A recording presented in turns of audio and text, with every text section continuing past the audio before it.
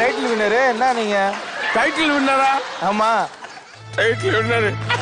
அத வேற ஞாபகப்படுத்திட்டீங்க. நெஞ்சமெல்லாம் பொண்ணு அறக்கு தம்பி. 15 வருஷமா அந்த விஜய் டிவில இருக்கு. ராமன் நல்லா பண்றீங்க.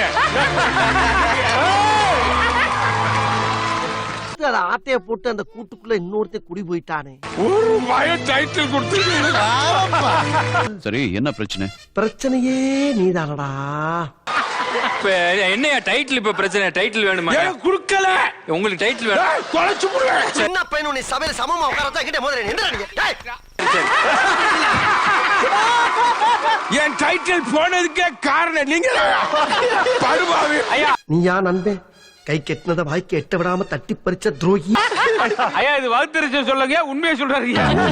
இவன் நம்மள டைம் பாஸுக்குன்னே வச்சிருக்கானோ.